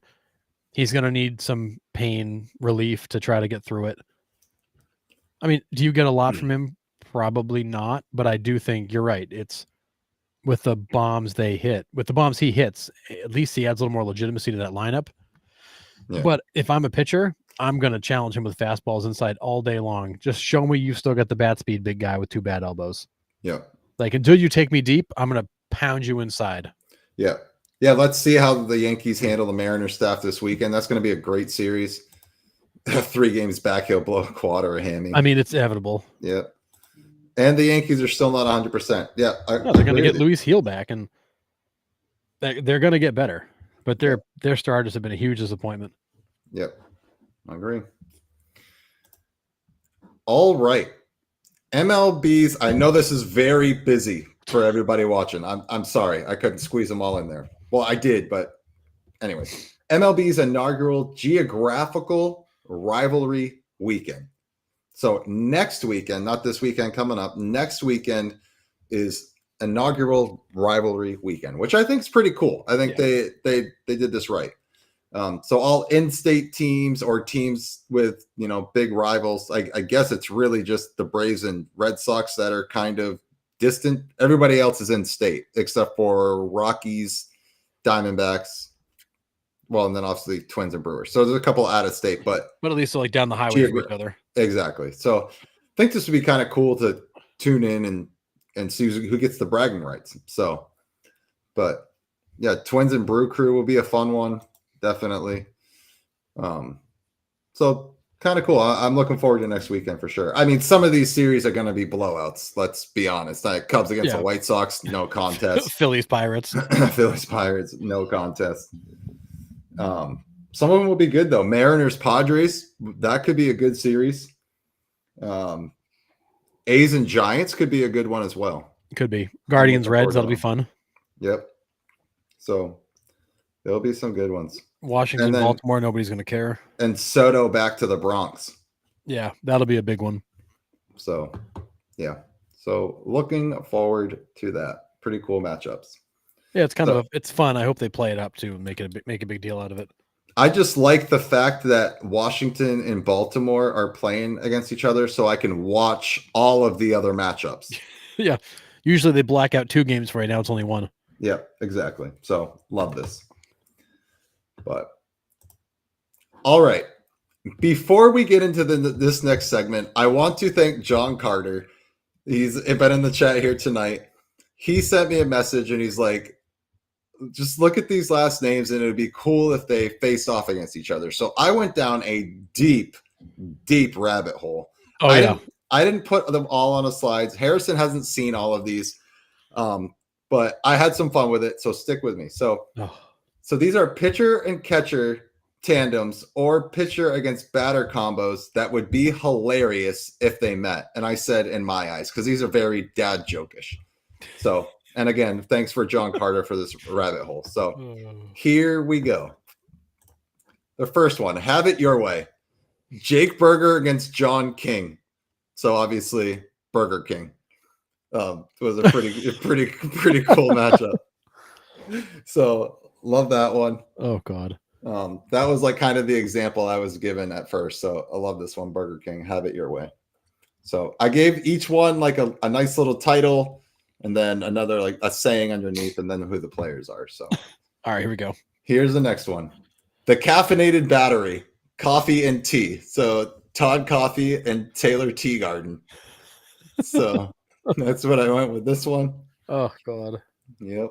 All right. The next one I got. The new circus in town. We have the Lion Trainer. So Brandon Lyon pitching to Mike Trainer. Oh my goodness. You had the Lion King, I got the Lion Trainer. Oh, I could have done the Lion King too. That was a good one. But if I drop dad jokes, I need to put $1 in the jar. That's awesome. Cap it. I would be dead broke if I had to do that. I mean, granted, the kids and the wife already take all the money anyway, so yeah, this would just make it worse. I'm not even a dad yet, but we'll get there. Yep. All right. Next one. NaCl overload. Salt anyone? We got Charlie Morton and Jared Saltalamacchia. Salt. Oh my goodness. Yeah, so I love this one. Charlie Morton, Jared Saltalamacchia. A day at the track. So we got horse bets. Hanson, Horsey, and Mookie Betts. So I love the fact it's Horsey. Just you should look at this Horsey bets. I know. I'm gonna go bet on the Horsies. Captain, I am broke. Yeah. If you're a dad, you're perpetually broke. Yeah. So Hanson, Horsey. They all have the money. So I saw bets and I was like, man, there has to be someone with like the last name Horse or Pony or something like that. And I saw Horsey and I was like, yep, absolutely. Oh my goodness, Horsey bets. Yep. Incredible. All right. Next one. The life of a Mainer in the fall, hunt and slaughter. So I got Tommy Hunter and Enos Slaughter. Oh my goodness. So it's a good I love the fact that you did like that deep green, like camo. Yeah. I was trying to do brown, but you couldn't see it. John approves. All right. These are wonderful. Yeah. Yeah. So, all right. Next one. Nick was in here all afternoon adding these things. I'm like, oh my goodness. Places to sit, couch and bench. So Johnny couch, Johnny bench. So I got that one. Hot stove, Cook and Baker. So Ryan Cook, Dusty Baker. But man, these were a blast. Items in your little sister's room. Maybe they're Barbies. You have Omar doll, David doll, and Jason Ken doll. Jason's bringing the Ken doll. They're all bringing the dolls. Yep, exactly. So, oh wow, items in your sister's room. Want to feel clean? Call these two, Procter and Gamble. So we got Scott Proctor against Oscar Gamble. Oh, that one. I cracked myself up. Now, these guys aren't battery mates, but these are boxing champions of the world. We have Joe Frazier and Mike Tyson. So, like, They were actually legit, baseball players. actual baseball Oh. players' names. So, pretty amazing there. Loved it. And then wedding season, this is John Carter's, Jonah Bride, Buddy Groom, and Jay Groom. So I have a bride and 2 grooms. Oh, But yeah. So that's a good one, John. This got him started down such a rabbit hole. yep, that was the one that did it. So as you're going, I thought of one for you. Okay. Chan Ho Park and Johnny Bench. Oh, Park Bench. That's a great one. Love it. Yeah, I'm probably gonna put that little segment together again at some point. That'd be a great one to cut out and put on YouTube just as it is. But those are fun. Yeah. So I will do that again because I mean I was just scratching the surface on that. So thanks for that rabbit hole, John. That was a fun one to go down late a couple nights ago. So man, oh man. All right. We are on. That's a throuple. We're not talking about thruples on the show. Listen, we've talked about worse, I'm sure. We're reaching new audiences all the time. Oh God. Yeah. All right. Those are fun. Thank you so much, John, for sending him down that rabbit hole. Thruple? Nah, whatever. We got it. We got you. We know what you mean. Yeah. So that rabbit hole will be going down again at some point here. Stay tuned. It was great. All right. On that note, let's do some Who Is That Guy? I love these things. So I got 5 more for you tonight, Nick. All right. I think there's definitely a few you'll get right away. I think there's one that'll make you think, and one that I hope you get because I think it's a player you'll remember for some reasons. But let's see how we do. All right. So first off, played for 13 seasons through between 1990 and 2002. Played for the Expos, Dodgers, Cardinals, Orioles, and Cubs. 1990 Rookie of the Year runner-up and a one-time MLB triples leader. Best known for having a son with the same name playing MLB. Who is that guy? I'll let the chat. Let's give chat a moment. Yep. I know who this is. I love this guy. Oh, he was the guy when I was playing King for Junior Baseball and I was building my super team. I always traded for him. Yep. Yeah, I definitely know who this is. Yeah. I always forget about the Expos. I always think of him as an Oriole. That's fair. I think I'm both with him because I remember the Expos for sure with him. Yes. Oh, there you go, John. Nice. Yep. Delino DeShields. That is absolutely Delino DeShields. So, career average of 268, 80 home runs, 561 RBIs, and a 24.4 WAR. A guy who was very good with the glove at second base, which is not a super high defensive position typically. Yeah. But yeah, I used to love Delino DeShields. Oh, nice job, Sam. Sam got it too. Yep. Nice. Yeah. Love Delino. Yep. And then his son, also Delino DeShields, not a junior or anything, played for the Rangers. Is that right? I don't know. They had all the juniors. They had Gary Matthews Jr. at one point because he made one of the craziest catches I've ever seen in my life. Oh yeah. But I was a huge fan of Delino DeShields. It wasn't DeShields Jr.? He wasn't. He didn't go by Junior. Huh. He had a different middle name. Oh, that's why. It's like my father and I share the same name, but I've got a different middle name, so I'm not a junior. Semantics. Whatever. I know, right? Get it? Yeah, John saying Texas. Yeah. All right, next one. All right. Played for 11 seasons between 1991 and 2001. Played for the Blue Jays, Padres, Astros, Mets, and Pirates. 1992 World Series champion. Best known for having his car given away to a fan during a game during Fan Appreciation Day. Who is that guy? I know this one too. I saw this clip this week. I'm like, oh, I'm so adding him. I know it's an obvious. There, Sam's got it already. Yeah, it's so obvious, but yeah, I love this story. Yeah.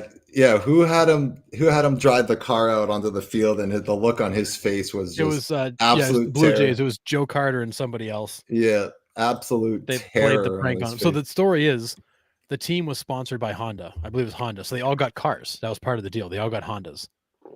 Derek Bell loved his Jeep so much because he had a custom sound system and a bunch of stuff inside. So he refused to drive the Honda they gave him. He only drove the Jeep. So during Fan Appreciation Day, to get him back for not following kind of the team rule of driving the car from the sponsor, they gave his car away during like the 7th inning. Yeah. And the look on his face was legendary because he had no idea. And it's gone down as one of like the best pranks in baseball history. Yeah, so good. But yeah, I saw the clip as well. Yeah. I love it. Cap'n got it too. But you're losing that truck. That was hilarious. Yeah. Yeah. So Derek Bell, I remember him with the Astros, and honestly, when I talk about the Kerry Woods final strikeout, I'm pretty sure it was Derek Bell that was K number 20. I think you're right. So Derek Bell averaged a 276, 134 home runs, 668 RBIs, a 13.1 WAR. You know, he won the World Series in Toronto. I think most people remember him more as an Astro, but you know, one of the original Killer Bees. Yeah. But fun. That clip always gets me. Where'd you get his rookie card? Yeah. I had to go way back in the archives. Yeah, I'm sure. All right. Here's a good one. Played for 20 seasons between 1989 and 2008. Played for the Rangers, Yankees, Athletics, Mets, Twins, and Tigers. 4-time All-Star, 5-time Gold Glove winner, 1996 World Series champion. Best known for pitching a perfect game in 1994 and sharing his name with a famous singer. Who is that guy? That's another layup for sure. Yeah. And actually, his nickname was the Gambling Man because of the song by the singer with his name. You got to know when Sam's got it. You got to know when to hold them. Yep. It is absolutely Kenny Rogers. Yeah. We brought him up, was it last week or 2 weeks ago? And I just kind of added him to the list. I know he's a dead giveaway, but I used to love Kenny Rogers. Yeah, for sure. So Kenny Rogers, record of 219 and 156. He actually had 28 saves. He was a closer for a little while. He kind of jumped in when somebody got hurt. 4.27 ERA, 1,968 Ks, and a 50.5 WAR. Pretty good career overall. Yeah. Yeah, we brought him up when we were talking about all-time wins as a Ranger, I think. Oh, that's right. That's what it was for. Yeah. You know, pretty good numbers for a guy who really didn't get any Hall of Fame consideration. Yep. Probably not incorrect to not give any Hall of Fame consideration, but numbers. Think we also brought him up because he's the pitcher that gave up the walk-off walk to Andrew Jones in the postseason. Right. That's right. That was the other one, the other Kenny Rogers connection. So I think we brought him up a couple times, but yeah, that's a good one. Yeah, love Kenny Rogers. Yeah. All right. All right. Played for 9 seasons between 1997 and 2005. Played for the Indians, Pirates, Yankees, and Cubs. Platoon player that played mostly against right-handed pitchers. Best known for batting .364 in his career against Pedro Martinez and partying with Manny in 2003 and changing his flight in 2001. Who is that guy? Oh, crap. That's I told you this one's going to make you think. Enrique.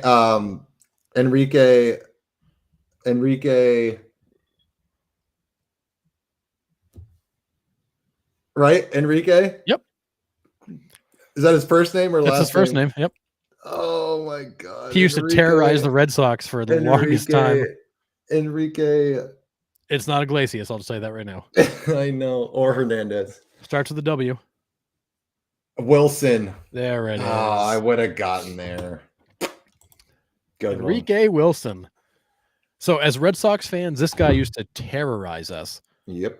He always played. He torched Pedro. Like he was the only guy that hit Pedro ever.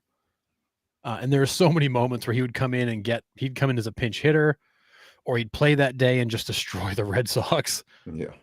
So Enrique Wilson, average of 244, 22 home runs, 141 RBIs, negative 5.2 WAR. Yeah. So a couple of fun stories for you because Enrique Wilson was a colorful dude. So in 2001, he was actually scheduled to be on the American Airlines flight 587. That's the one that crashed in a New York City neighborhood. He changed his flight when Mariano Rivera lost to the 2001 World Series. He actually flew home a few days early. So he changed his ticket off that flight and flew home early and was not on the plane that crashed. And unfortunately, everybody was killed. Damn. On top of that, in 2003, Manny Ramirez missed a game for a sore throat, and he stayed back at the hotel. It was later found that he and Wilson were partying for 24 straight hours together in the hotel, in the team hotel. And of course, Manny got fined and all that other stuff. But that was one of the more famous moments of, because Manny and Enrique Wilson were like best buddies. Yeah. But Manny actually bailed out on a game, partied with him, and got in some serious trouble for it. Yeah. Crazy. So quite some, he's got some pretty crazy stories in his past. Yeah. That was a good one. I can't believe Wilson didn't pop right into my head. I knew it. I got the hardest part of it. Yeah, he absolutely just killed the Red Sox. Yeah, those 22 homers are all against the Sox. Yeah, like half of them are against Pedro. Yeah. The guy just tortured us. Yeah. All right, one more. Played for 15 seasons between 1999 and 2013. Played for the Expos, Yankees, Athletics, Blue Jays, Cubs, and Dodgers. He was a two-time All-Star, once in Toronto, once in Chicago. Best known for losing 2 teammates in plane crashes, one of which he was supposed to be on the plane, and committing insurance fraud. So who is that guy?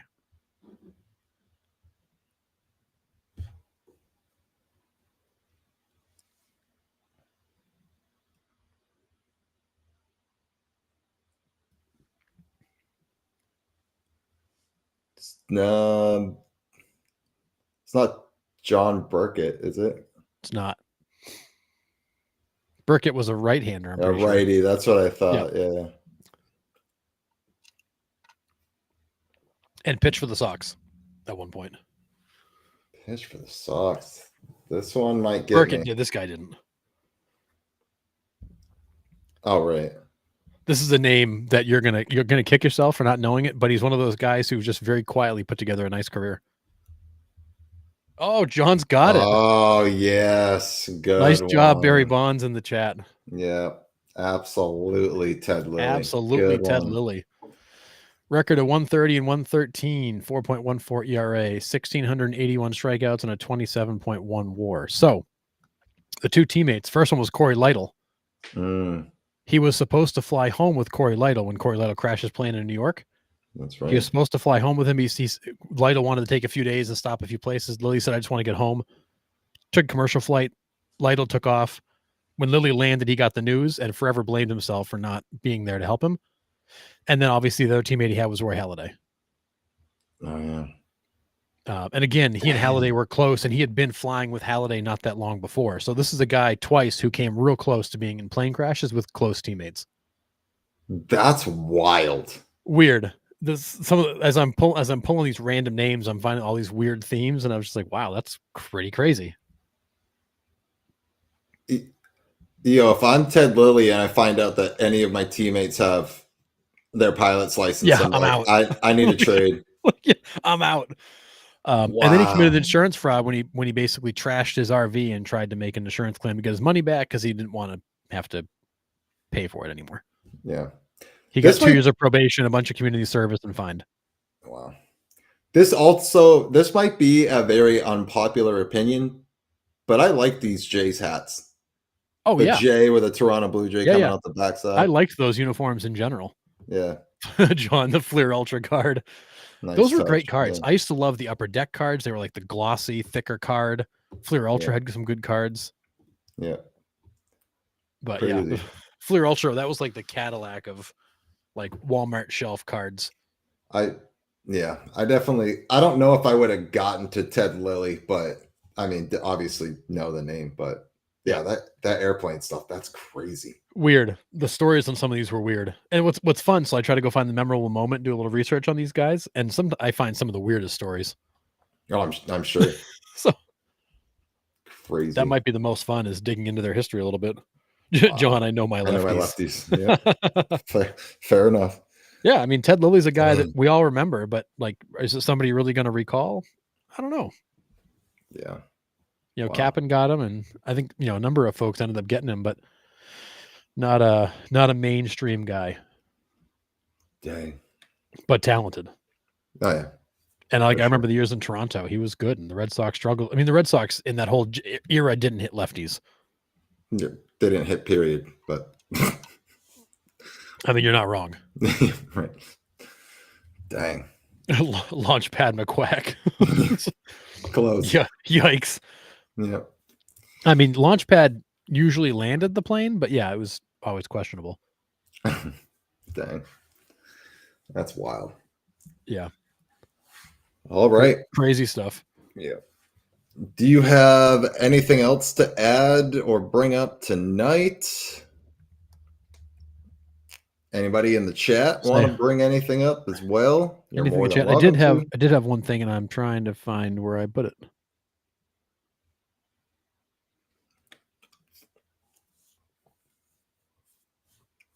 I should say 2000s lefties. My other generation is questionable. Yeah, that's fair. I mean, We all have a 90s and 2000s are our sweet spot. Yeah. Yeah. Yeah, we all have definitely stronger parts in baseball history for sure. But have you seen the headlines going around about the new Pope? well, I mean, I know that one was elected, but I didn't see the. So there were some rumors that his brother finally came out and squashed it a while ago. He's apparently a Cubs fan. So Cubs fans are running with the fact that like now even God's on their side and they can't be stopped. So Yeah, apparently that rumor has been debunked as of a couple hours ago. that's funny. Here's one for you, Harrison. Worst contract: Anthony Rendon or Trevor Story? Rendon, because I mean at least Story's played some, where Rendon's played none. Did you see the video clip going around? There are like 6 pitchers in history who have hit more home runs than Rendon's hit over the life of that contract. So I was like, oh boy. It's like past the funny mark now. It's just so incredibly like, I wouldn't even say sad. It's like maddening. Like I'm mad for Angels fans. Like it's insane. That he's still one of the 5 highest, or no, he's now one of the 8 highest paid guys in baseball. And he's played like no games. I didn't think there'd be a tailspin reference today. Yeah, it's so good. We never know where it's going to go, Cap, and we just kind of ride the wave and let it take it where it's going to take us. Yeah. But I don't mind a good tailspin reference. Yeah. James Wise says, or John, wow. Games Wise says it's close. Yeah, but Rendon was signed after the 2019 season, right? He was signed for the 2019 season. So he's had more years to get more games in, and he can't. Trevor was signed in 2022. Yeah, and he still has a few more years to go on that contract where Rendon's finally reaching towards the end of it. But yeah. And I mean, as it stands right now, I mean, the Trevor Story contract isn't good, but Rendon, I think, is just an absolute albatross because you're going to pay Rendon double what you're paying Story. Yeah, and I mean, Stories wasn't, I would say, self-induced. I mean, like he was going all out for a ball and missed the season. Yeah, he's just made of glass. Blew his shoulder out. Yeah, but I think it's Rendon just because of like the brashness of him missing games too. Like he's just being public about it and he doesn't care that he's missing games. Yeah, and I mean it's a fair point. You look at the games played and it's, he's basically played 1 full season in 4 years in Boston. Like it's not, the numbers aren't good for Trevor Story. When he's played, he's been productive. But yeah, you haven't gotten much out of him, but you've got probably even less out of Rendon. 16, 19. Yeah, you've got more home runs out of Trevor Story than you've gotten out of Rendon. Yeah. Not saying that 26 home runs over 4 years is something to be proud of, but yeah, it's better. Yeah. No, and this was my overall point, John, was, self-inflicted a ton more and the attitude is crap. 1,000% with you. Yeah. Yeah.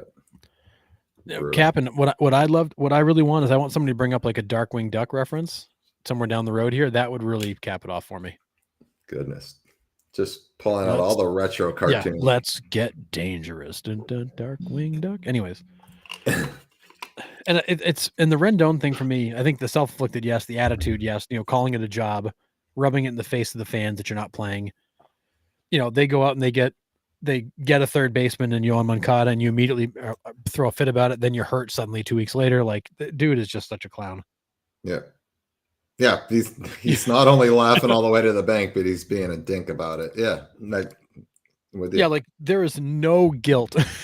Cap, it's done. We're getting a Darkwing Duck reference. Nice. And that's, I think, for Angels fans, I think it's just kind of the kind of the blatant lack of care for the fans that drives them crazy. This is a dude that just does not care. No. There's no F's to give. Yeah, even if you don't care, don't show anybody, especially the people that are paying you. You know? Like at least say the right things. Oh, I'm really disappointed. I wish I could be out there. I'll be cheering for my teammates. But like every time he gets hurt, he just disappears. Like he doesn't travel with the team. He's not in the facility. He's just gone. Yeah. Most of these guys are showing up to the facility. They're getting some therapy and treatment. Yeah. They're at some games, but he's just gone. He's just on vacation. This is just a very expensive paid vacation. And that honestly, that contract has completely screwed up the Angels for the whole duration. Yeah, because imagine if they actually had money to get a couple pieces in there now. What could you do with $38 million? That could have gotten you, instead of a Kikuchi and a Kyle Hendricks, that could have gotten you a top of the rotation guy in the offseason. Yeah, that could have gotten you a Blake Snell. Yeah, or a Corbin Burns. Yeah, I mean, Yeah. I shouldn't have said anything. He hangs out with the Bugle Boys in Duckburg and stole from Uncle Scrooge. Goodness gracious. Right off the rails, per the usual. Yep, that's fine. I usually make the joke that he's picking up that paycheck with a mask and a gun, but no, he is literally showing up in his friggin' Tommy Bahama shirt, his Lambo parked behind him, still running, being like, hey, it's payday. Yeah. Hand it over. See ya, suckers. He doesn't care. He doesn't care. No, does not care. It's wild. Yeah. And I think Story has absolutely he's played hard when he's been there. He cares. MLBPA is top notch. I mean, like, kind of tongue in cheek, kind of not, right? At the same time, because I mean, this guy's still getting all of his money and not even earning it. So, like, yeah, I mean, yeah, it's as far as sports unions, this one is way up there. Yeah, I'm a business guy by day, and I hate unions for a lot of reasons.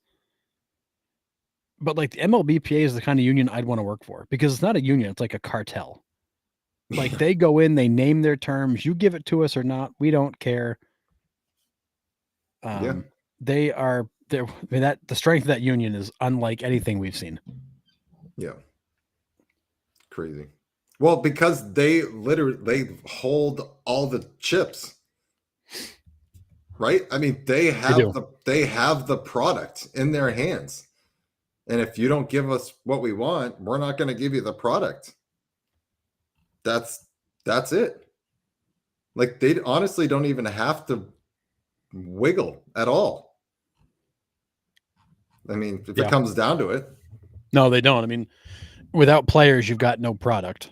So they carry a lot of leverage. Yeah. If not all of it, to be honest. I mean, we saw the disaster that was replacement players and that thing, and how poorly that worked out. But at the same time, could it happen? Sure. But in what world are people going to baseball games to see Nick Arno rather than, I'm not going to say Devers, but versus Aaron Judge. Right. I mean, I'd go to that game. I'd love to watch Nick Arno play. Not anymore. You wouldn't. Not anymore. I'd feel good about myself. Yeah, you definitely would at this point. Yeah. But. Yeah, and Tony Clark was a good player, and he was a player's rep. I mean, he was on the inside of that union for a long time. And he rules that thing with an iron fist. Yeah. It also helps that Manfred is like Jell-O pudding, and does not seem to have much of a spine. Yeah. But yeah, and the union's also done a good job. The 10-year service time, the benefits programs they've added. They've added to the pension plans. They've added to the support funds. Like they've done a nice job taking care of the players. Past, present, and future. That union's been well run for a long time. I wish MLB could say the same. Yeah. When did the union start? Oh goodness, it goes back a ways. Does it? Being tall is helpful also. 1966 was when it was established. I think being tall is helpful, but I also think Tony Clark's got that really nice like gray beard that makes him look really distinguished. Right. Oh yeah, the NHL union's pretty good. Yeah. Yeah, that is a union that has negotiated some stuff. Is the NHL union Jello goodness, pudding. are their contracts fully guaranteed? I believe they are, or if not fully guaranteed, at least there's levels of guarantees. They're not fully guaranteed. I think there's levels to it though. I think there's there's like a sliding scale of how the guarantees work. Gotcha. Yeah. But like, why would you fully guarantee an NHL contract? You know somebody's getting their face knocked off. I mean, fair. Well, it's the same reason the NFL doesn't have guaranteed contracts. You know for sure guys are getting hurt. Yeah. Guys are going out. Yep. All right, but Nick, I mean, you're almost at that point with baseball now too, though. Well, yeah, true. I mean, look at all these pitchers going down with Tommy Johns after more than 20 innings of work in a season. Yeah, and I think that's where baseball would love to get away from guaranteed contracts. There's just no path out of that. No. It's it's one of those things we've been doing it so long that it's going to be impossible to break that trend. Yep. Agree. All right, I got something for you here, Nick. So 5 early season surprises. And just your take on, are these just early season things, or are we going to see this continue all year? Okay. Spencer Torkelson finally hitting like the number 1 pick that he was. Does it keep going? Is this just a short-term thing, or is this who he is now? I think with the way that the Tigers are playing as a whole, this is an ongoing thing. I think he stays hot with the rest of the team. So, yes, ongoing. Okay. Next one. Angels lineup is currently trending toward being one of the worst in history. The Angels lineup? Angels, yeah. I mean, in terms of contact, strikeout to walk, not in terms of run score, but in terms of like the efficiency of how they work. Few walks, lots of strikeouts, poor contact. I mean, sure. Anybody in that lineup that is going to change that? Or is this just kind of a blah lineup? I mean, Neto could. I think he's led off the game with a base hit in those last 5 games or something like that. I think I saw. Joe Adele is streaky. Yeah, I don't know. I don't know if it's like the worst of all time, though. There's some pretty wretched teams out there. I don't know. Sure, they're going to be bad. Let's just put it there. They're going to be bad. In since April 10th, they ranked 29th in batting average, 27th in slugging, and last in OBP, strikeout rate, walk rate, and runs per game. Okay, so sure. Yeah, they're going to be bad. The Brewers rotation, which has actually been surprisingly good to start the season, minus the blow up of Nestor Cortez. The Brewers rotation has been really good the last few weeks. Is that just a hot streak, or is that who they are? It's a hot streak. Okay. I don't really have faith with the Brewers. I mean, I know we kind of say it every year. They still end up in the playoffs somehow, have a first round exit. I don't think they'll be as dominant as they were the last couple of weeks, though. So yeah, since the first 5 games in the season, they've got the 5th lowest ERA in the majors, led by Freddie Peralta, Chad Patrick, Jose Quintana, and Quinn Priester, who've combined for a 1.55 ERA. Yeah, there's no way Quinn Priester maintains that. I mean, I think that Peralta is a legitimate 1 or 2. I think the rest of those guys are not to be relied upon. It's fair. All right. The next star of the Rays is not Chandler Simpson. It's Jonathan Aranda. That dude's a stud. He's been ridiculous. Yep. I'm on that train for sure. Yeah, he's been unbelievably good. Yep. He's been really good. I'm with you there. I mean, Chandler Simpson is also ridiculous, beating out that routine ground ball to second base. That was stupid. Dumb. Oh my God. There's no need for that. There really isn't. There's been 2 players to run to first base sub 4 seconds, and it was him and Bobby Witt. Yeah, there's Like there's no stupid. need. There's no need for that. That's beyond dumb. That's a routine ground ball that 98% of the league gets out on. Yeah, no need for it. Unreal. All right, Max Muncy. Max Muncy has lost his home run stroke. Which one we talking about? Oh, sorry, Dodgers Max Muncy. I kind of knew.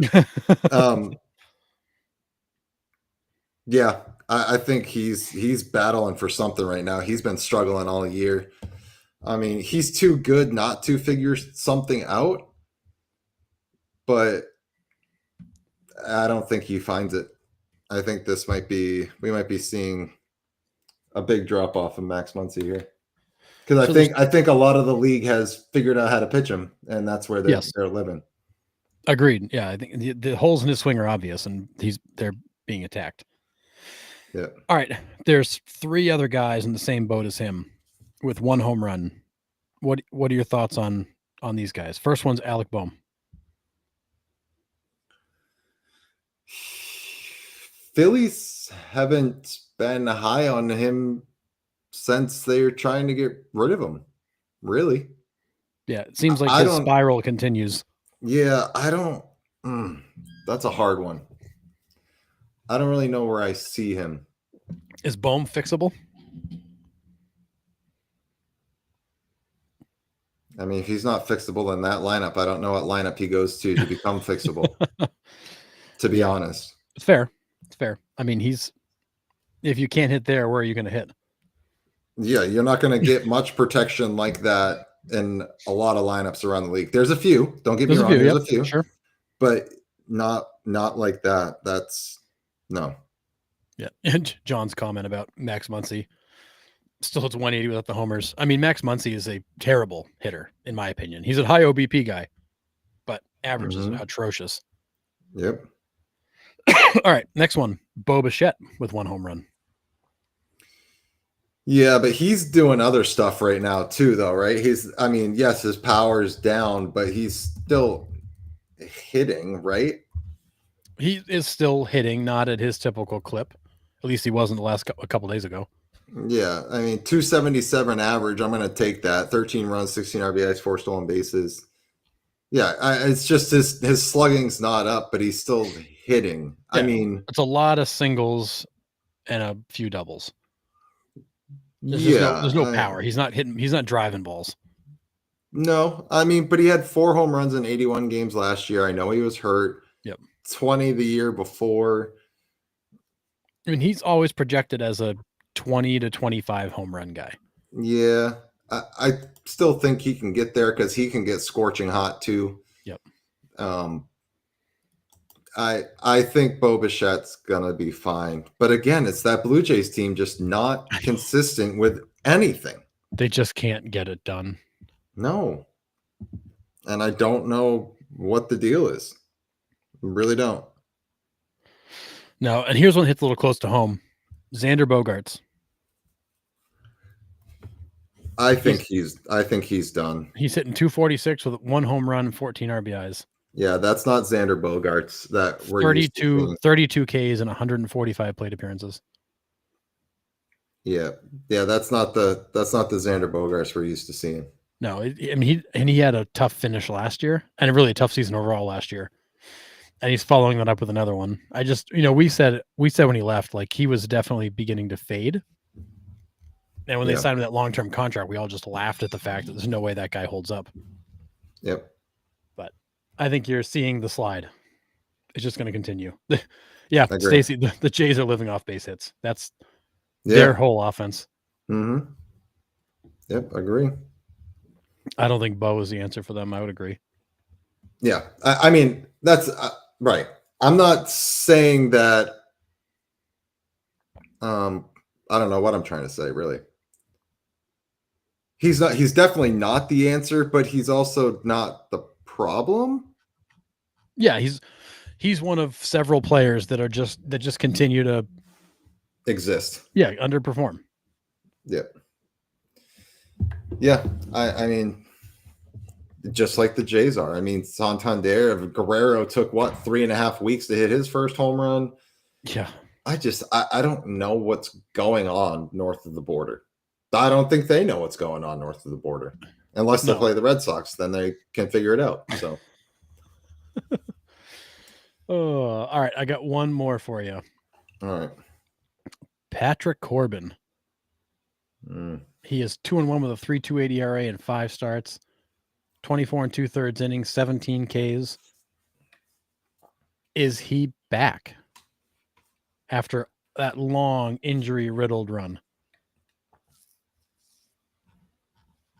Sure.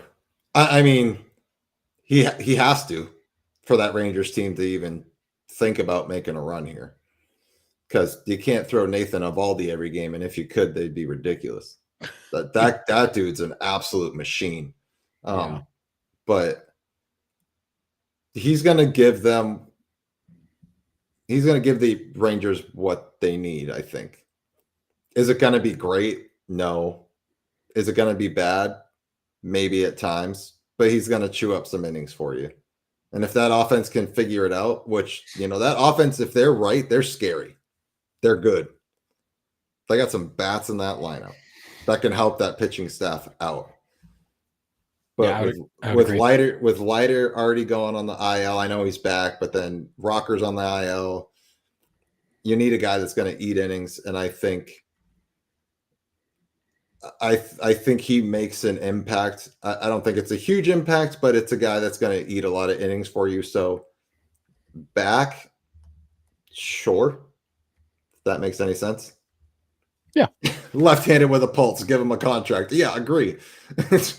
he needs to prove it, and then what? Back from being the worst pitcher in baseball, not a high bar.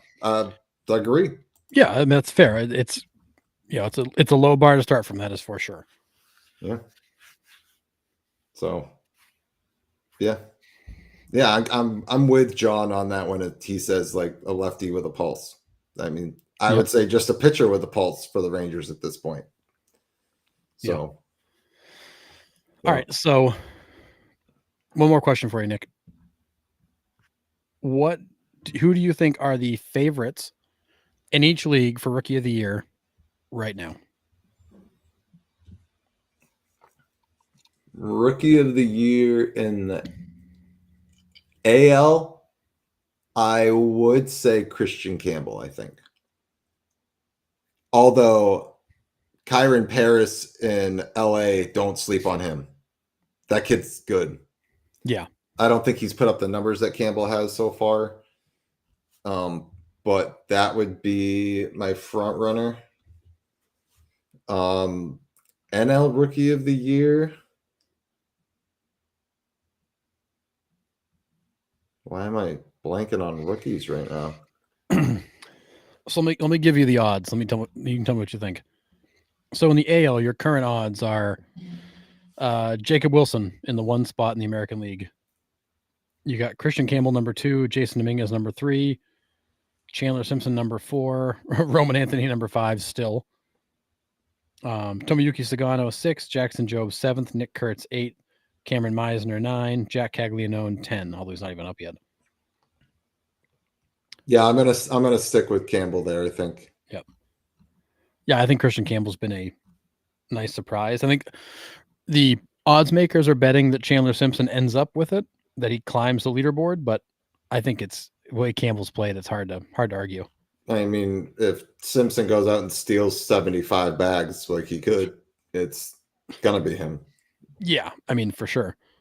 In the NL, it is tied at first as Roki Sasaki and Dylan Cruz still, followed by Agustin Ramirez, Luis Angel Acuna, Bubba Chandler, Hyesung Kim, AJ Smith-Shawver, Caleb Durbin, Drake Baldwin, and Jordan Lawler.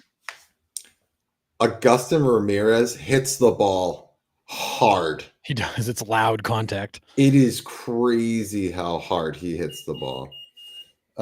It is loud contact every single time.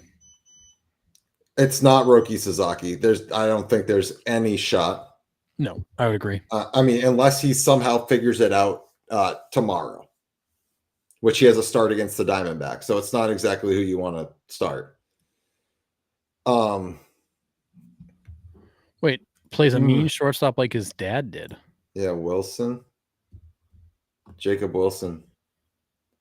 They were talking about it the other night. Who is his dad? Who was his I'm dad? drawing a blank.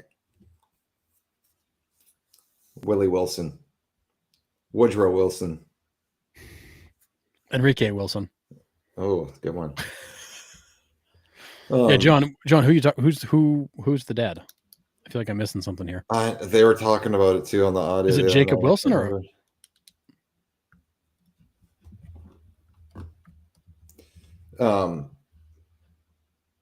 Sorry, NL. I'm gonna go with Ramirez. Oh, Jack Wilson. Oh yeah. Oh. Yep, Jack Wilson. You just said it. Yeah. Yeah, I'm with you, Captain. NL is thin pickings. I'm kind of with you. Oh yeah, Jack Wilson for the Pirates. Yep. Yeah, Jack Wilson was a mostly a defensive shortstop, but he did have some good seasons. Yeah. Yeah. Yeah, I like Jack Wilson. I did not realize that Jacob was his son. I never put that together. And Jacob Wilson he's fun to watch. Oh my goodness, he's so good. Yeah. Do you see that play he made that ricocheted off the second base bag the other day? Made it look routine. Yeah, and not only that, but the dude makes contact with everything. Like he is everything. Like unstrike outable. I'm making that word up. Yep. Yep. Just for lack of a better option, I'll go with kind of a slight underdog and go Augustin Ramirez. Yeah, I don't think Roki Sasaki's the guy we hoped he was. Not yet.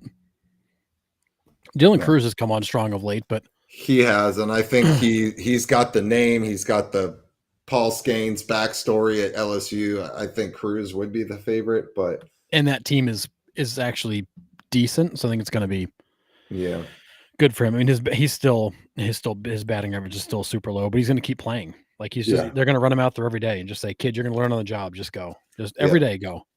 Yeah. So I think I'm with you with Dylan Cruz, but I'll take Ramirez just for the hell of it. Yeah, Cruz is sitting at 188, 4 home runs, 7 RBIs, 9 stolen bases. Yeah. I mean, the numbers are not terrific, but no, they're gonna let him just keep playing. Yep. Agree. Yeah. All right. Anything else for this evening before we hang them up? Oh, interesting one. An athletic William Ostadio. I don't know. Maybe. I don't even know who. Why am I blanking on Jacob Young? I think you meant Jacob Wilson.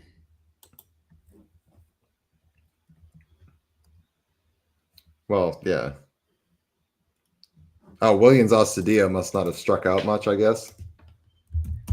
Yeah, Ostadio was the big dude. He struck out like never. Yeah.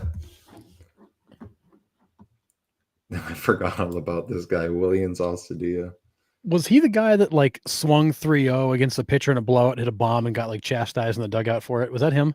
No, that was Yerman Mercedes. Oh, that's right. The other heavy Minnesota Twin guy. No, he was a White Sox. Oh, that's right. It was against the Twins. Was it Ostadio that threw the pitch?